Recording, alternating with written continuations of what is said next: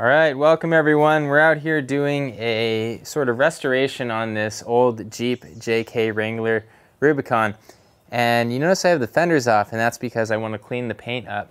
And the best way to clean the paint up on the Jeeps is to actually remove these fenders so you can get your polisher in there and get the paint all cleaned up. Now looking at the side of the Jeep here, I showed this side because this is the bad side.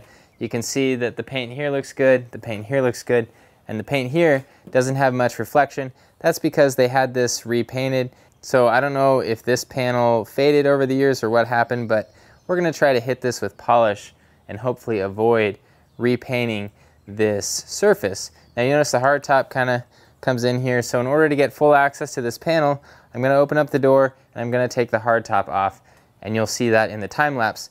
Now in here, we are gonna be putting on some new flat fenders, and this Jeep Wrangler Rubicon came with trimmed factory plastic fenders. They look like this, and they're really faded, kind of nasty looking.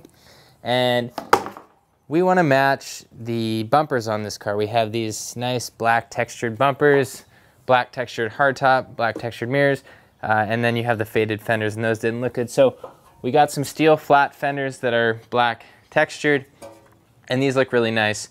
But the problem here is that this thing is in the way, and so we're gonna have to take that off and modify it. Watch what happens when I take this off. There we go. So that should do it. This guy should come off now. Yeah, there we go. Now you can see everything in there. And since this whole liner is attached, we're gonna have to figure out what we need to do to this to get it to fit with my new flat fenders. But anyways, now we can get into this paint right here and polish everything up and make it look really nice. The other big issue that's staring at us right here is this logo is peeling.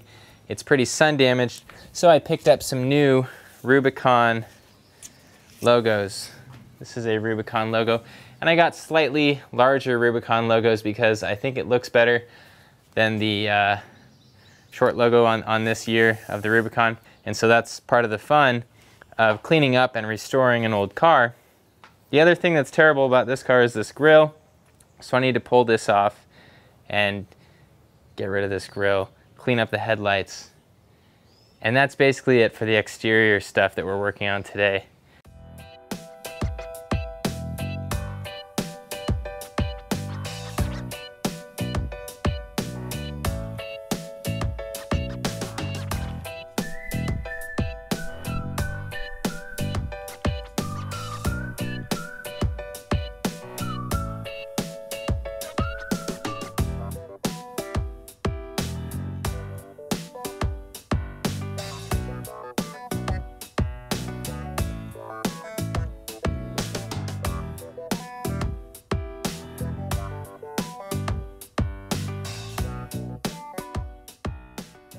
All right, so this is the final fender that I'm putting on the Rubicon. These are eBay fenders. They're about 100 bucks. I think it was 118 shipped. So with these, on the rear ones, you only have 2 bolts, and then you have some self-tapping screws. And I'll show you those in a second. Self-tapping screws for the other parts of this fender, and they look like this. So these are gonna just go into the metal here. It's really quick. So the great thing about these fenders is they're very solid. The stock plastic ones, the clips would break and they would flap around.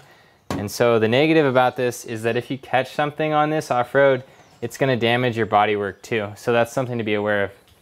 But they're very short, so it shouldn't really be a problem. Let's go take an up-close look at these real quick. Okay, so that's the new flat fender.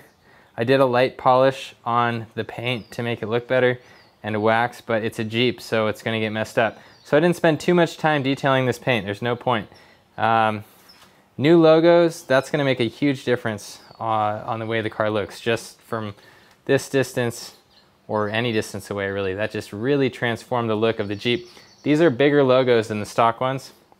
And now with these fenders, you can see that they just bolt on. There's no self-tapping screws. Again, there's a little bit of light scratches in the paint here, but it looks pretty good with the polish. The paint really came out nice. Let's go to the other side. Now up front, next up I gotta do a winch, get rid of this grill, polish the lights, and do the logo, but that's gonna be another day. There's the logo again. It looks a whole lot better with that logo. You know, the other logo went to about like right here and right here. And with the 35-inch tires, it just didn't look proportional. Now the other thing that you notice I had to do is I had to cut the plastic fender liner in order to get this to fit under this new eBay fender. And everything's screwed in fine. This was flapping around when I bought the car, and so I'm gonna secure that up to there on both sides. That's the last thing I gotta do. You also notice that there's some surface rust on the frame, so I'm gonna scratch this off and recoat these areas of the frame. It's not anything to worry about. That rear fender has been repainted, and so you can tell the difference in this door and that in the gloss and the reflection. So I tried to polish it deeply, and you see that I just couldn't get it to have the same reflection as that. And so this was not painted correctly. It's got some really deep orange peel in it. I may try to wet sand it, and if that doesn't work, then I'm gonna have to repaint it. But yeah, the car looks a whole lot better already. The cat is saying hello.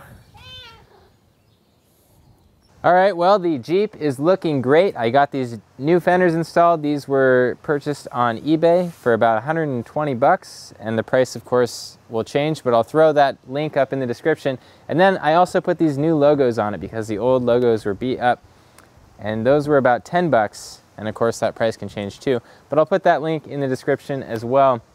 I just have a couple more things to do. I got to bolt on this wing back here. I'm just kidding, that wing's actually going on my Honda S2000. But everything's looking great on this Jeep, and so I will add this video to the Jeep playlist. That's all I have for you guys. Thank you for watching. Make sure to enjoy your car.